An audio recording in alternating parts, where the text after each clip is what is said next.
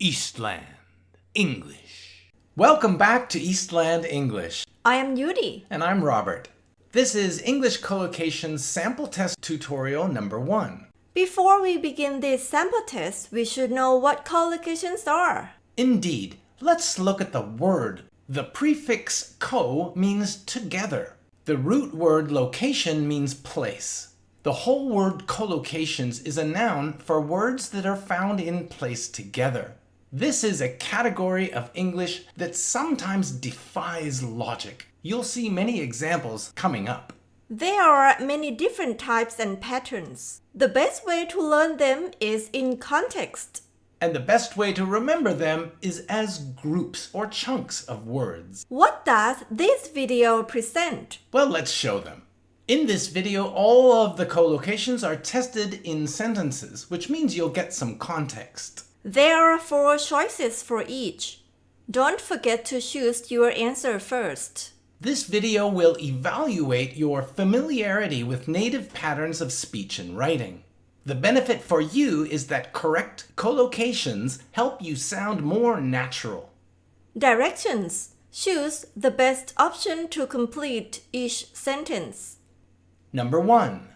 The marketing department has made a detailed report for me, but I would like you to have blank at it before we send it out to others. A. A look. B. A view. C. An argument. D. A chat. There's only one key word we need here in order to eliminate 2 of the options. The preposition at. Both options C and D require a different preposition. The 2 options left are synonyms. However, we never say have a view at something. The correct collocation in this case is have a look at. The definition of have a look at is check something out, view carefully, usually with the expectation of helping or giving an opinion about something. Let's hear the whole sentence for number 1 the way it should be. The marketing department has made a detailed report for me, but I would like you to have a look at it before we send it out to others. Number 2. The top priority of the head accountant at this firm is to analyze all expenses and revenue in order to recommend ways to blank the budget. A. Equalize. B. Eliminate. C. Balance. D. Behold. The budget is all of the financial details, including expenses and revenue. That will help us eliminate at least one of these options. There's always a budget if you spend money and get money in. Eliminate means get rid of, so we can get rid of B, or eliminate. Another key word that can help us is analyze. This word means to look carefully at something. The word behold in option D means to look at something. Because analyze means to look at something, we wouldn't use a synonym in the blank. Again, we're left with the quandary that we had in number 1, where we have 2 synonyms that are left over. Equalize and balance mean the same thing. The only way we can solve this is by familiarity with native patterns. We never equalize a budget. Instead, we balance the budget. Balance the budget means to ensure that the amount of money spent by the company or by a person is not more than the amount earned. Now let's hear number 2.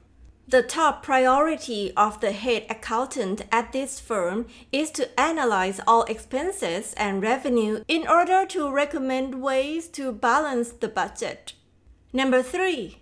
I got engaged last weekend, but I really don't know my fiancée very well, so I'm having second blank. A. Ideas. B. Opinions. C. Thoughts. D. Perceptions. For the 3rd time in a row, we're facing synonyms. This is why collocations cannot be solved logically. On the other hand, one of these options is used as a common collocation, and that is B, opinions. However, it's always used as a singular and it means something different. A second opinion means a second doctor's opinion about a diagnosis. For example, if a doctor diagnoses you with a serious disease and you have doubts about his diagnosis, you might want to get a second opinion. That means another doctor's diagnosis. However, regarding daily life, we have a different collocation. Only one of these is used in collocation with second. That is the word thoughts. Have second thoughts is another way of saying have doubts about a decision made earlier. The correct sentence for number 3 is, I got engaged last weekend, but I really don't know my fiancée very well, so I'm having second thoughts. Number 4. I need to be informed about any changes to your plan so that I may make adjustments accordingly. Please keep me blank. A. Going. B. Touched. C. Promised. D. Posted. Informed means updated. Adjustments means changes. Accordingly means appropriately or to fit. Keep me going means to give me energy throughout. For example, I drink coffee during the day to keep me going. In option B, the word touch without the ed at the end of it is part of a collocation, which could be used in this case. According to the logic of this sentence, we need a synonym for informed, and keep in touch would work. But we always use the root form touch in that collocation. Promised means guaranteed, but you don't keep someone guaranteed. You guarantee someone. Here, it would be in the passive voice, and we wouldn't use that verb in the passive voice in this situation. Posted is the best answer. The definition of keep someone posted is the same as update that person regularly on a topic. Let's hear number 4 the way it should be. I need to be informed about any changes to your plan so that I may make adjustments accordingly. Please keep me posted. Number 5. My ex-colleague is visiting me this week, so I will probably have to take a few days off work to keep her blank. A. Companion. B. Business. C. Benefit. D. Company. The word keep means stay or retain, and it doesn't work with the word benefit. Our next key phrase, days off work, will help us eliminate another choice. It is possible to keep someone's business, but that means take care of that person's business. And the days off work gives us the clue that this person or these people will not be working. What's left are 2 words that have the same root word, company. However, we don't use companion in this case, even though companion is a close second. Keep someone company is similar to spend time with that person so that they do not become lonely. Why don't we hear the whole sentence for number 5? My ex-colleague is visiting me this week, so I will probably have to take a few days off work to keep her company. Number 6. In our supervisor training course, we learned that before criticizing a staff member, one should always blank that person a compliment first. A. Pay. B. Earn. C. Hand. D. Lend. According to the logic of this sentence, the pronoun one stands for a future supervisor. That future supervisor is dealing with an employee. The supervisor in this case wouldn't have to earn anything. It would be the employee who has to earn something. Once again, we are faced with the conundrum or quandary that we had before. We have 3 words that are synonyms or synonymous. We use the word pay with complement. Both hand and lend can mean the same thing as give. Pay someone a compliment has the same meaning as say something nice about someone. The correct sentence for number 6 should be, in our supervisor training course, we learned that before criticizing a staff member, one should always pay that person a compliment first.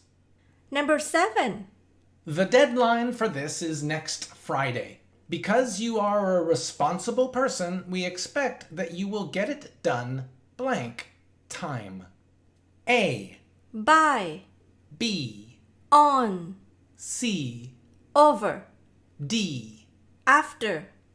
A responsible person in this context would be someone who does their work well. There would be no expectation of that person being late.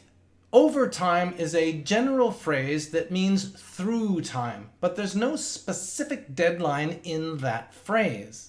If we use the word by, we would need an exact time or an exact day. Even though the word Friday is used in the first sentence, in the second sentence, the last word is time. By time is not used. By Friday would be acceptable. On time is the correct choice. On the other hand, as Yudee has written in for you, you could also use the word in this case. On time equals punctually, at or before a deadline. The whole sentence for number 7 is, the deadline for this is next Friday. Because you are a responsible person, we expect that you will get it done on time. Number 8. Miss Johnson is thinking very carefully about her next career move. For her, this is clearly a big blank. A, Decision, B, detail, C, mistake, D. surprise. The first key word we'd like to take a closer look at is the last word before the blank. This word can help us eliminate one of the choices. A detail is a small thing. We wouldn't say big detail. That would be oxymoronic, or meaning the opposite thing. Next career move is our next clue. It wouldn't be normal to think carefully about a future mistake. You wouldn't plan to make a mistake. Finally, the present continuous implies that this is an activity that's happening over time. The word surprise in option D implies that something happened very quickly or suddenly. The best option is A, decision. Big decision is synonymous with very important matter that requires a choice after careful consideration. We're going to model number 8 for you. Miss Johnson is thinking very carefully about her next career move. For her, this is clearly a big decision. Number 9. These two options are quite similar. I am not sure if I can blank the difference between them. A, Say, B, speak, C, tell, D. inform. The key words we've highlighted for you at the end of this item imply that some form of comparison or contrast is being made. So what is the collocative verb with the difference? Unfortunately, we're faced again with the same conundrum that we've faced before. All of these words are synonyms. However, only one of them we use with the difference. And that word is tell. For example, if you see two twin babies and they look very, very similar, you might say, "Can you tell the difference between your children? I cannot tell the difference between them." Tell the difference has the same meaning as differentiate or separate in any way. Let's hear number 9 the way it should be. These two options are quite similar. I am not sure if I can tell the difference between them. Number 10. Because you are new here, I would like to give you a blank of advice. Don't show up late for work. A, Chunk, B, piece, C, part, D. slice. For our final question, we are again faced with the exact same problem that you have faced many times before in this video, and that is there are synonyms available to choose from. All of them use of as the preposition. The only way to solve this problem is by familiarizing yourself with native speakers and native writers. We must learn and remember blocks of words together. One of these works, the other 3 don't. Piece is the correct answer. Although logic helps us quite often to solve questions, sometimes we are left with a choice that defies logic. In that case, you must rely on your instinct, memory, or knowledge. Read native writers. Listen to native speakers. Use these words for yourself. Speak out loud to yourself or to others in conversation. A piece of advice are words that we use for a tip or a suggestion. Piece of advice can be used for important advice or small matters too. In this sentence, it seems like a rather big piece of advice. The colleague doesn't want the new employee to get fired. However, you can also begin the collocation with the word small. A small piece of advice could mean something like always sharpen your pencils before a meeting, or keep your phone handy. Let's hear our last collocation for number 10. Because you are new here, I would like to give you a piece of advice. Don't show up late for work. We really appreciate that you have chosen us to study with. Keep learning. Don't forget to subscribe, like, and comment under our videos. If you don't want to miss our new videos, then just click the bell. This way you'll be notified every time we make and release a new video. See you around. See you next time. Bye-bye. Bye.